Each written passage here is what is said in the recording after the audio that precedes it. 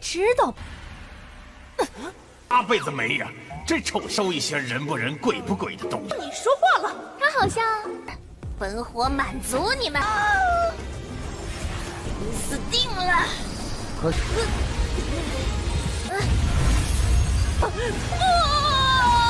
陆清风是谁？陆清风的说陆清风没死，你说你是静无缺？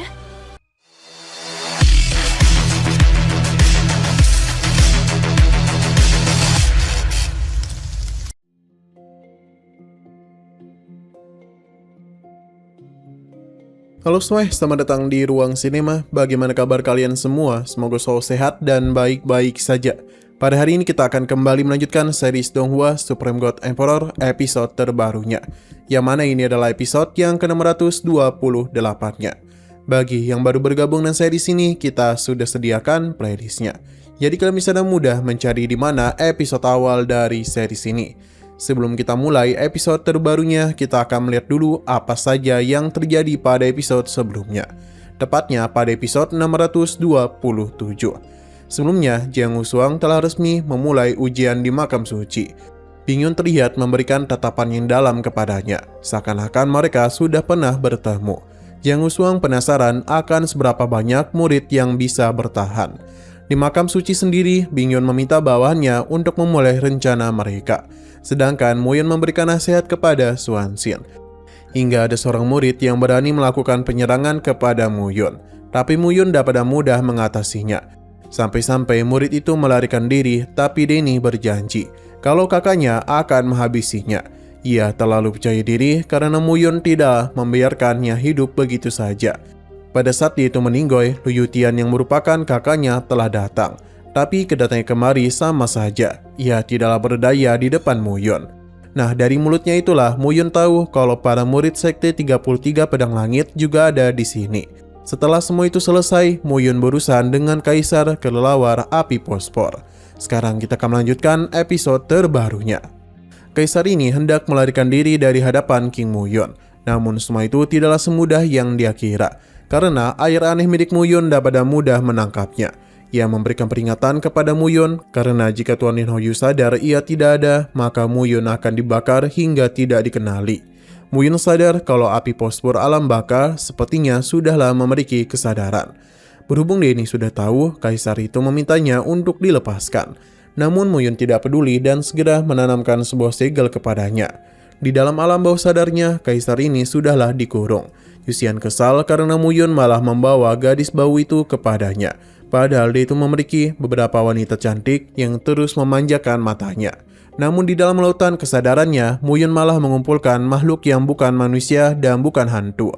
Kaisar ini kesal karena dihina oleh kura-kura sepertinya. 知道吧？八辈子没呀，这臭收一些人不人、鬼不鬼的东西。你说话了，他好像 Setelah semua urusan di sini selesai, Muyun bersama yang lainnya melanjutkan perjalanan, di mana akhirnya mereka pun tiba di sebuah tempat. Di tengah altar itu terdapat sebuah peti mati yang tiba-tiba saja mengeluarkan kekuatan yang hebat. Sosok kuat pun muncul di mana dia menganggap mereka itu sebagai manusia hina karena telah berani datang kemari. Muyun mengeluarkan Kaisar Kelelawar yang sedang dia cari-cari. Sepertinya ia adalah Tuan Lin Huo. Kaisar teruslah mengadu apa yang Muyun perbuat kepadanya. Lin Huo tidaklah takut kepada air aneh tersebut. Ia dah mudah menyelamatkan Kaisar ini dan menanyakan cara Muyun untuk dihabisi. Muyun hanya tertawa saja dan tiba-tiba Kaisar itu menusuk Lin Huo, pasalnya dia sudah berada di bawah kendali Muyun. Ini tentu saja membuat Lin Huo kesal, padahal semua itu adalah ulah dari Muyun. Alhasil Kaisar ini pun diserap oleh Lin Huo. Atas apa yang Muyun lakukan kepadanya, Lin Huo berjanji akan menghabisinya. Tapi bagi Muyun, ia sudahlah membuat kesalahan besar, karena di dalam diri Kaisar Kelelawar ada segel yang sudah dia tanamkan. Dan begini dia sudah berada di bawah kendali Muyun dan tidak dapat melawan. Lin Huo sangatlah kesal karena Muyun begitu licik. Ia bahkan berani memasang segel kutukan pada kekelawar itu. Lin Huo pun melepaskan jantungnya sendiri dan segera pergi dari tempat ini, karena ia adalah makhluk spiritual langit dan bumi. Meskipun Muyun memiliki segel kutukan, ia tak akan bisa membunuhnya. Muyun tidaklah mengejarnya karena api fosfor alam baka terbentuk dari jasad yang tidak terhitung para ahli kuat. Karena wujud aslinya merupakan jasad di dalam peti mati. Muyun pun mengeluarkan api miliknya untuk bisa membakar jasad di peti mati. Alhasil dia pun ikut terdampak juga. 本火满足你们，你死定了！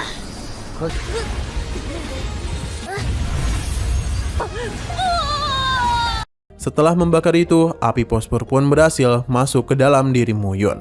Di mana ada begini, sesuatu pun mulai terjadi kepadanya. Ledakan kekuatan itu bahkan bisa dilihat oleh semua orang di sana. Yang mana mereka yakin kalau seseorang telah berhasil naik ke tingkat peri emas. Kini Muyun berada di ranah peri emas tingkat 1. Gadis ini pun memberikan selamat kepadanya. Sedangkan Swanshin penasaran apa yang akan mereka lakukan selanjutnya. Hanya saja hal aneh kembali terjadi karena di bawah tempat itu ada tangan yang membawa mereka masuk lebih dalam. Untuk saja tidak terjadi apa-apa. Namun saat ini Muyun bersama yang lainnya tengah berada di sebuah tempat yang aneh. Ditambah di sebuah tungku ada kepala seseorang yang penasaran siapakah mereka itu. Hal yang sama juga telah mereka pertanyakan, karena seharusnya ini adalah makam terakhir dari Lu Xingfeng. Seketika saja hal itu membuat pria ini tertawa. Wibawa Raja Peri pun dia berikan kepada mereka, tapi itu tidak berdampak kepada Muyun. Pria ini mengatakan kalau Lu Xingfeng tidaklah mungkin mati di tempat ini. Swanshin terkejut karena dia mengatakan Lu Xingfeng belum mati. Muyun semakin penasaran siapakah dia yang sebenarnya. Sambil tertawa, pria itu pun memberitahu kalau 20.000 tahun lalu setelah Mi Tianyan muncul lagi seorang putra pedang langit. Orang itu adalah dirinya, Jian Huku, Raja Peri tingkat bawah. Kabar itu membuat mereka terkejut. Padahal rumor mengatakan kalau dia hilang setelah sekte pedang pemusnah langit dihancurkan. Dan tidak ada kabar lagi tentangnya. 陆清风是谁？陆清风的。说陆清风没死。你说你是静无缺？ 一名天剑子横空出世。 Muyun penasaran dengan alasannya disegel di tempat itu. Ternyata semua ini bisa terjadi karena ulah dari Lu Xingfeng. Ia telah menggunakan aura Raja Peri miliknya untuk bisa membuat orang lain mengira kalau Lu Xingfeng telah meninggoy. Ia bahkan menggunakan api fosfor alam baka untuk mengubahnya menjadi seperti sekarang. Ini juga alasan mengapa ia bisa disegel selama 20.000 tahun lamanya. Muyun merasa Lu Xingfeng masihlah belum mati.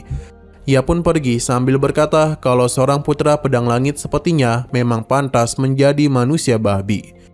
Nah, sayang sekali lagi seru-serunya, episodenya pun harus bersambung dulu.